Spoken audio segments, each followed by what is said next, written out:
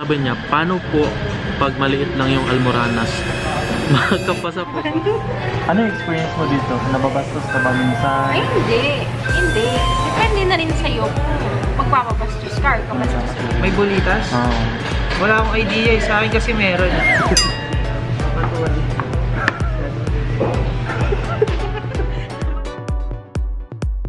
First time. So sa Saudi rin. So kumusta naman yung experience mo dito sa Saudi? Saudi, malungkot eh. Hala, ba't malungkot? Makapasa ba ang may bulita sa ari or yung may inilagay para tumaba?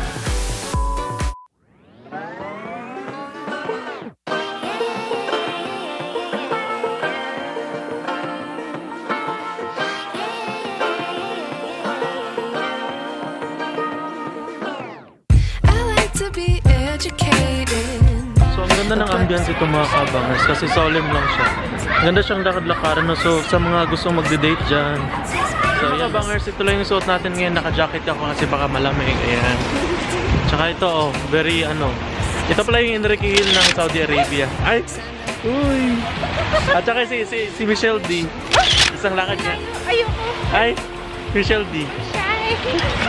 So ayun, maglalakad-lakad kami ngayon dito mga kabangers kasi nga ang ganda ng ambience dito. Ayan. Ipapakita ko sa inyo yung view dito mamaya. So see you mga kabangers. So first timer mo ba mag-abroad dito, Ken? Ha? First timer mo mag-abroad? First time. So sa Saudi rin. So kumusta naman yung experience mo dito sa Saudi? Saudi, malungkot eh. Hala, ba't malungkot? Hala, nagalit ako. Nag-react siya ba? Hindi, masaya. Siyempre, dito ko natagpuan yung mapapangasawa ko. Hello! Pakita ko sa mami niya. Sino yon? Ayan na, si Michelle D. Ay, Ikaw, kumusta naman pala yung experience mo dito as an OFW sa Saudi Arabia? super okay naman. Hi! So bar, ano siya mga kabangers, nag-glow up. Ipa-flash ko ba yung picture mo dyan? Tapos, dating lalaki. So nikot-ikot muna kami ngayon dito. So maraming nakatingin sa paligid, so wala kaming pak. So hanap kami ng kainan ngayon. Dito tayo kain, no? Dito kami sa Catch 22. So mga kabangers, nandito na kami ngayon sa Catch 22. So pipili muna kami ng menu. Ayan. So ano yung gusto mong kainin? Burger ka? Meron Gulat ka. Burger na naman daw kakainin. Saan si Kenneth to? Ay, Hindi pa, bitaw. ang fresh.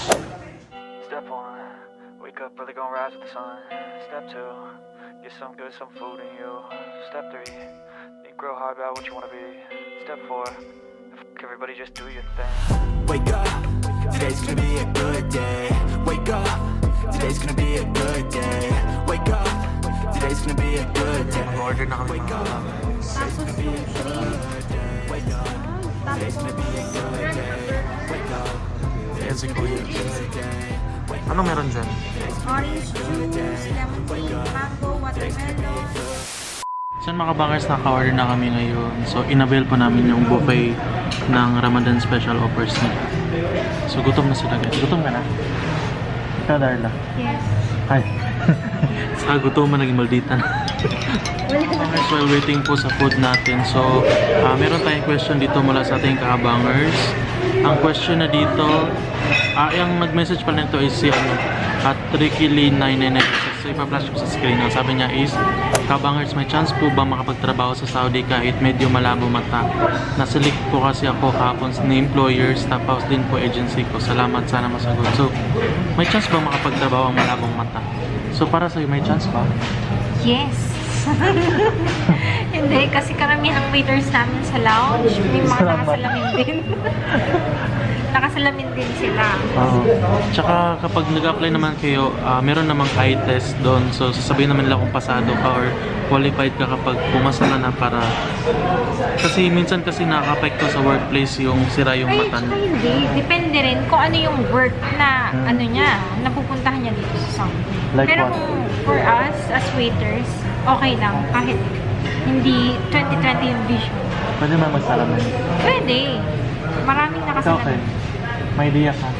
Pwede naman. Pag ano, kasi yung kasama natin, kahit na nasa damam ako, may mga nakasalamin. Siguro sa iba, bawal. So far naman mga kabangers, meron kami mga kasama ng mga siraang mata. Ipa-flash ko ba sa screen? So as long as pasado po kayo sa mga medical is goods yun. So mula naman kay Babiano Junior Ambion. So ang question na is, safe ba ang babaeng waitress dyan, boss? Na-hired po kasi yung misis ko as a waitress. Thanks din. So ito siya. Ang tanong niya, safe ba daw yung babaeng waitress? Ano yung experience mo dito? Nababastos ka ba minsan? Ay, hindi. Hindi. Depende na rin sa'yo kung magpapabastos ka or kabastos-bastos ka. Pero so far, no. Kasi yung binary dito is separate naman sa lalaki, tsaka minamonitor din sila ng company namin kung lalabas sila. So, ayan siya, makapagsabing safe ang waitress. Safe. Ay, naalagaan ko eh. Hala. Alagang-alaga ba? Simula naman kay June Paul Milesio 123. Ang question niya is, Sir, ask ko lang ilang months po ba kayo makaalis simula nung nag-apply ka? Thanks. So sa akin naman nung nag-apply ako, kasi nag-apply ako online, mga 3 to 4 months nakalis na ako. Kasi nag-apply ako January, nakalis ako April. So itong kasama ko, ilang months na ba nakalis since pag-apply mo? 3 to 4 months. Depende, oo. Tumagal lang dahil sa medical. Marami bang palya? Medyo. Ikaw, ilang months ka bago nakalis since pag-apply mo? Sa akin, 2 months. 2 months? January, February, March. Ano pala agency mo? EDI. EDI din. So, EDI sila makabangers. Sa akin naman ay Staff House International Resources. So, kapag nag-a-apply kayo makabangers, tsaga-tsaga lang kasi darating talaga yung time na kung para sa'yo, para talaga sa'yo. So, mula naman kay Gennaro Laguna 7955, ang question niya is, makapasa ba ang may bulita sa are or yung may inilagay para tumaba? So sa mga hindi pa po nakakalam, yun po yung nilalagay sa mga private part ng lalaki for sensation purposes. So for me lang mga kabangers, no, kung meron kayong mga bulitas o may nilalagay kayo dyan sa ari nyo at balak nyo mag-abroad, it's better na ipatanggal nyo lang po yan kasi makaka-apekto po yan. Darating yung time na meron po yung mga complications sa inyo. So Ken, ano yung masasabi mo sa mga gusto mag-abroad na may bulitas daw? Or may nilalagay sa ano nila? Pwede ba or anong gagawin dapat gawin? May bulitas? Oo. Wala akong idea eh. Sa akin kasi meron. Hindi ko alam. Alam ko bawal. It's better na ipatanggal na lang. Kasi katulad sa amin, nasa lounge kami nagtatrabaho. Tumutunog talaga sa x-ray. Siyempre pag nag-away na sila. Hindi ko nikakat. Sobrang no, guys. Masama-sama. So, kasi katulad sa amin, kapag pupunta kayo sa airport, syempre tutunog yan sa x-ray, diba? So, ang hirap naman kapag pumapasok ka sa isang airport or sa isang mall, laging tumutunog, baka sabihin may ninakaw ka, diba? Wala naman kay Raymart Soler, yung tanong niya is, boss, paano pag may sira po yung bagang pero sa harapan naman po, okay lang po ba yun? So actually mga kabangers, kapag sa medical naman, kasama naman yung dental or meron namang dental check-up na kasama. So i-advise ka dun ng dentist kung ano yung dapat gawin as long as, kasi kapag nandito na kayo sa Saudi Arabia ay pag nakakabala yung sakit ng ngipin, so syempre maapektuhan yung trabaho mo, diba? So ikaw Kay, ano yung masabi mo kapag may mga sira sa ngipin mo? Kasi natatakot siya na baka hindi siya makapadala sa medical. Ano naman, may gagawin ng procedure kung ano yung kailangan. Pero so far, ano naman, hindi naman siya sagabal para hindi ka matuloy dun sa ano. Wala ka namang sira sa bagang? Wala naman. Ay, patingin ang bagang. Takla. Ikaw Ken, ano masasabi mo? May gusto mag-apply pero natakot siya kasi nasira yung bagang niya. Hindi, may kasama na yun sa, sa medical eh. May dental doon na. Okay, i-check naman. Saka i-advise ka diba kung anong dapat gawin? Pag sabing bunutin, may kailangan bunutin. Tama. So next naman mga kabangers is mula kay Norzia and Dalea 304. Ang sabi niya, paano po pag maliit lang yung almoranas? Makakapasa po ba sa medical? So wala akong masyadong idea dito sa almoranas kasi pinatanggal ko na. So tatanungin na lang natin yung mga kasama natin kung baka may idea sila. May idea ka ba kung may almoranas doon? Pero maliit lang. Wala akong ano sa i-check kasi yan ng doktor eh. Alam mo yung papatuwa din. Tumatawa sa kuya. Ikaw, babe. Ano ang sabi mo? Meron na siyang Melissa Morales. I-check nga kasi yan. Ano yan? Kanya-kanya kasing grade yung hemorrhoids. So, depende na lang kung kailangan ng procedure or wala naman. Pero pwede naman ipatanggal siya agad, di ba? No, kasi it's normal. No, to have Ah, ganun? Yeah, it's normal. Kaya parang may gumagalaw-galaw sa akin. Oo. Normal As pala per, yun. yeah, as per my mother. Normal lang. Tayo lahat meron ganun. Depende lang sa kinakain or minsan nahirapan tayong mag-digest. So, napugwersa natin. Kaya lumalabas. So it's better po na i-rely nyo po ito sa mga doktor kung anong dapat gawin. Wala naman kay Drive Me, ang sabi na dito, monthly po bang sahod dyan? Magkano naman yung monthly expenses? So, ang sahod dito sa Saudi Arabia mga kabangers is monthly siya, hindi katulad sa Pinas na per quincenas. So, dito naman is monthly siya and meron tayong free food na kasama na sa sahod ninyo. Pero may extra rin tayong mga binibili syempre. So, for me naman yung kasya sa akin a month is 300 a month. Kaya ko nang pagkasyahin yun. So, tatanungin natin siya kung magkano yung nagagastos niya every month sa allowance, expenses, yun naman. Siguro, ilan ba? Estimated. Hindi pa sagot. 1,000? Huh? 1,000 rin. 1,000 sa'yo? No, share na kasi kami. Oo. Kasi nagluluto ako ng pagkain. So, dun sa expenses ng food, share kami dun. So, roughly estimated parang 900 or 800 na gagastos. Kasama na yung hygiene dun. Oo. Ako sa akin.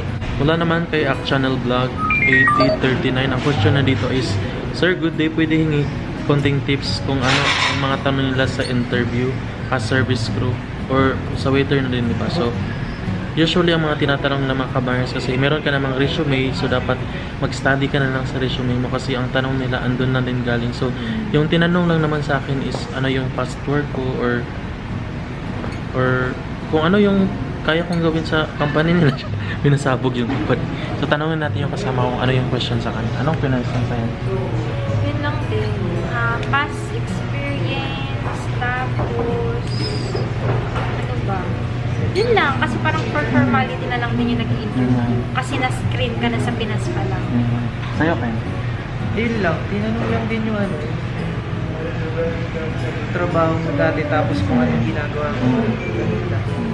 Tapos So, tanggap ka na. Yun na, mabilis lang matanggap dito mga kabangers as long as manood ka lang din ng YouTube kung ano yung mga basic ng pag-waiter or basic ng service ko kasi hindi naman ganun kahirap ang mga question dito, di katulad sa Pinas. Wala naman kay Patrick Crombo 6820, ang tanong niya is, Roach TV, paano ka po nag-apply walk-in or through online?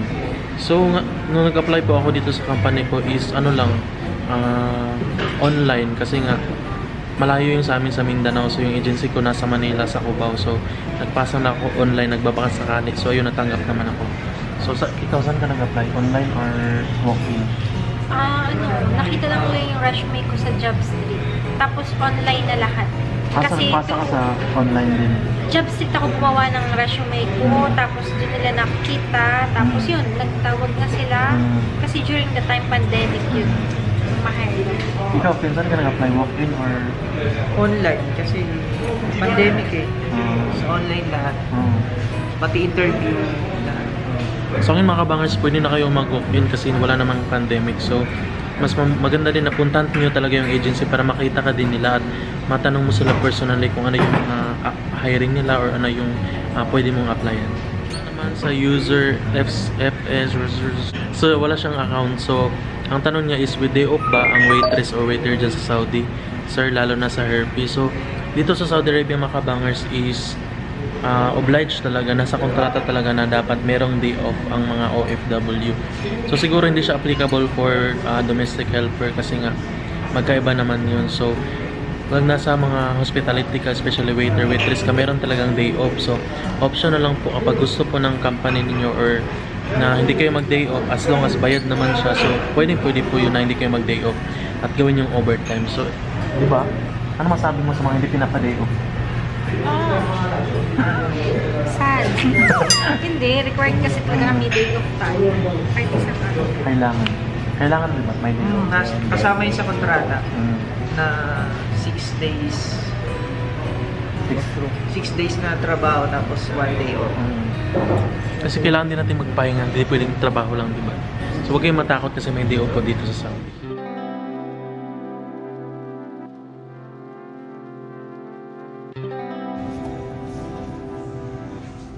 So ang sarap ng food dito ng mga kabangers.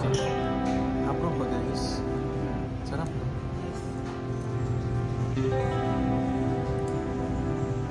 Musta naman yung food? Sarap no? Musta kayo yung food? Amazing. Sarap ang burger.